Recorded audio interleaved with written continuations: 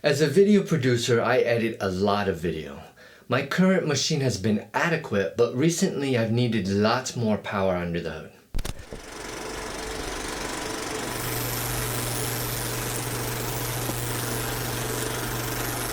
When I bought it, I thought it was going to be super high-end. The CPU at the time was the latest gen Intel chip, an i7-8550U quad-core 8 threads at 1.8 gigahertz. I made sure it had a lot of RAM, 16 gigabytes, which at the time I thought would make the computer super fast and was more RAM I ever had to date in a computer. The GPU is integrated with the motherboard, which again I thought was high-end. 2 years later and a lot of editing later, I found out that I couldn't have been more wrong. Rendering is slow on Premiere and even slower on DaVinci Resolve version 15 and version 16. The GPU is probably the bare minimum for any given computer. The RAM was decent but still low for video editing, which I subsequently upgraded by adding 16 gigabytes of RAM for a total of 32 gigabytes. With the increased RAM, it is a little faster, but I can feel the internal temps increased with my fingertips on the keyboard.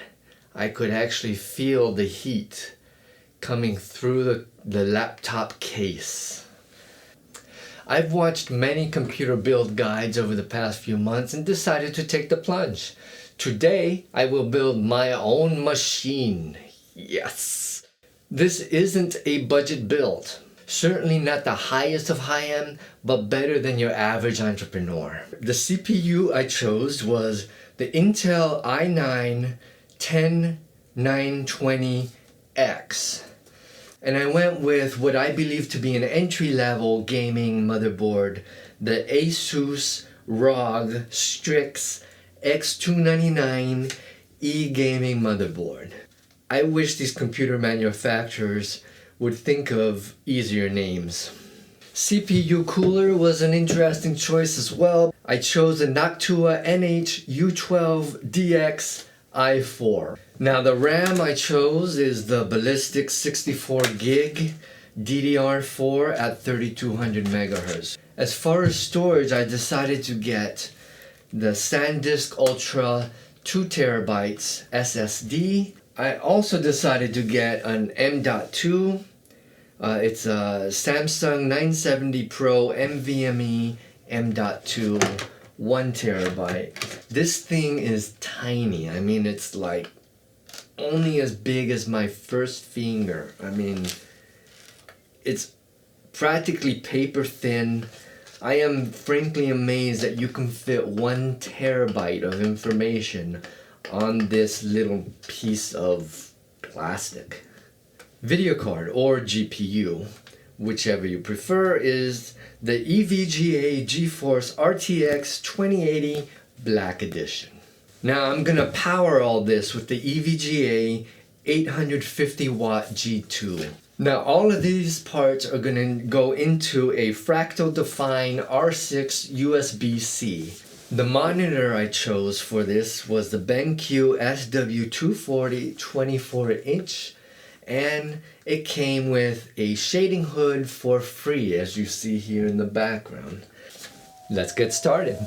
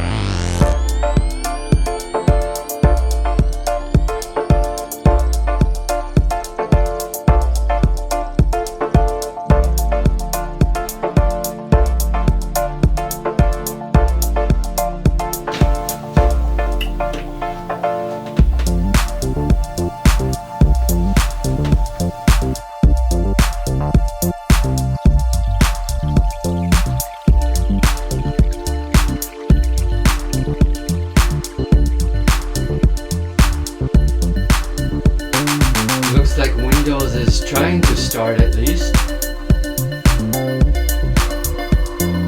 Aha!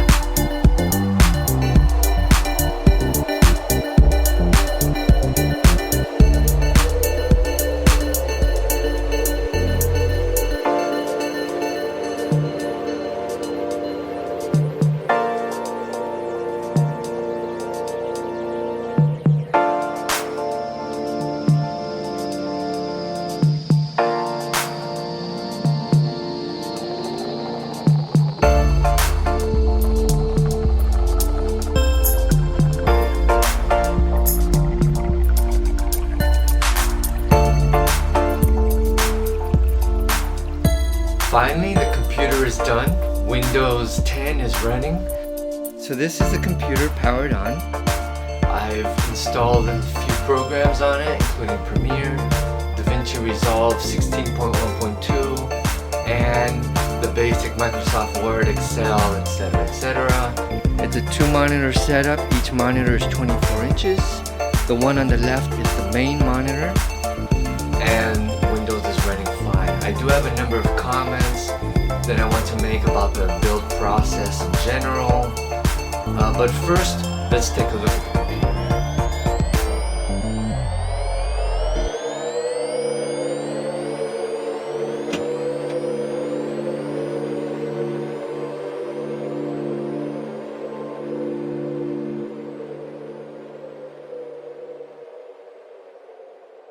So I just wanted to show you what the CPU core temperatures are. It's a 12-core Intel processor, and we're running at around 30 degrees Celsius, 30 to 31, with the stock configuration, except that the bottom fan on the front is installed a little bit lower. I moved it myself so that I can cool the GPU a little bit more efficiently. So there are a number of issues and questions that came up as I was building this computer. And none of the 5 YouTube channels that I regularly watch on a daily basis really got into these questions. And so I had to do a lot of research. It took me hours and hours. And the 5 YouTube channels that I watch are Gamers Nexus, Linus Tech Tips, Jay's 2 Cents, Paul's Hardware, and Bitwit. The fans. Where to connect them. Turns out this case comes with a fan hub. The motherboard, unfortunately, as far as I could tell, with my limited experience, only has 2 fan headers. The case comes with 3 fans. So the question came up, where do I connect these fans? Do I connect them all to the fan hub, or do I try to connect all of them to the motherboard? How do I control the fan speeds if I need to, in the event that I'm overclocking the CPU, etc., etc. All these questions came up.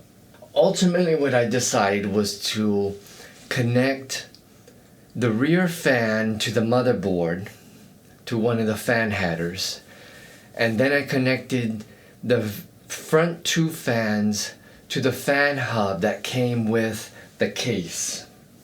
I then connected the fan hub to the second fan header on the motherboard. When I finally got the computer to post and I got into the BIOS, the computer did sense all 3 fans, so that was successful. But lo and behold, it took me hours of research when I could have just done that in 5 minutes and see if it worked. Oh well, you learn from experience. Second issue was the GPU. When I first tried to get the computer to post, it didn't post. I was like, ah! But thankfully, the motherboard was nice enough to give me this error code. Now, it's not a code per se. It's more of a heads up. We need power. or you need to connect the power to the GPU.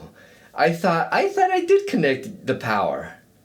Indeed, I had connected one power cable, but it turns out, long story short, you need two power cables connected. Then the question came up, should I use two separate power cables coming from two separate connections from the power source unit or the PSU? Or should I use a splitter, which was also included in the cables that came with the PSU? There are different opinions about that. Some people say you must connect two separate power cables. Some people say you can connect one power cable with a splitter as long as the PSU can handle the power consumption, the wattage. Ultimately, I went with two separate power connectors. Feel free to comment below about what you think should be the case. Linus Tech Tips recently posted a computer build guide in a POV form, or point of view, and he actually used a splitter for the GPU. So go figure. I mean, people on the Facebook group that I'm a member of, it's a DaVinci Resolve Facebook group, and a lot of people on there have built their own computers, and most people were saying you must connect two separate cables. But then I just saw Linus use a splitter and only use one cable. I went ahead and connected two separate cables just in case. Lo and behold, I turned on the computer and it posted. Let's not get too far ahead of ourselves because it didn't quite post yet. Because another issue I came up with, yes, another issue, was that I got this error message. This error message comes up when there's a problem with one of the USB connections. And I had to Google it to figure out what was going on, and turns out many people have had this problem. So then I thought, it must be that USB connection that I had trouble connecting. I don't know which way it needed to go on the motherboard, this way or this way. The motherboard manual says that there's only one way it can go in, but that wasn't true in my case. It can go in either way, and either way it's hard to push in. So I just decided, forget it, I'm not going to use that USB-C connection anytime soon, and if I need it, the motherboard has one on the back of the computer. So I'll disconnect that and see if that was a problem. And sure enough, that was the problem. I turned on the computer and it posted just fine. After it posted, I got everything installed correctly following Paul's hardware advice. He posted a number of videos about how to do this. And I will link to those videos below. Then there was this window that came up. Once I got everything installed correctly, Windows 10, etc., this window popped up, Intel Turbo Boost Max Technology 3.0. I was like, what the heck is that? It's some sort of app or programming that Intel uses to have the CPU either boost or not boost depending on what was needed at the time.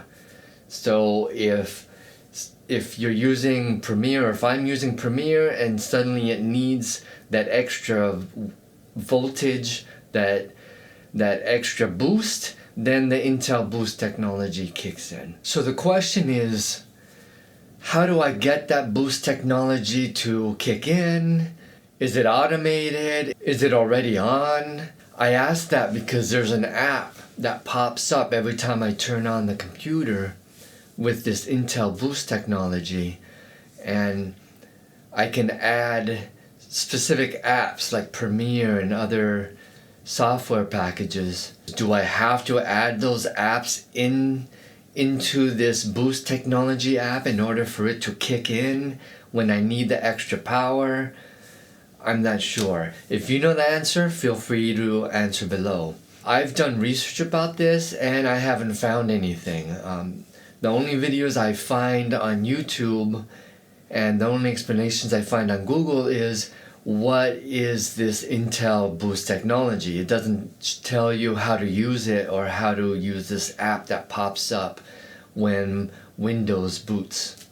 So far the computer is blazing fast. I haven't really put it through any intensive work, but I will do that soon as a test, and it'll be interesting to see the old computer and the new computer literally side by side as I use Handbrake to export an MXS file to H.264. So we'll see what the difference in speed is. Thanks for watching this edition of Giraffe Views. Please subscribe and hit the notification button, smash that thumbs up, and make comments below if you have any. Have a nice day.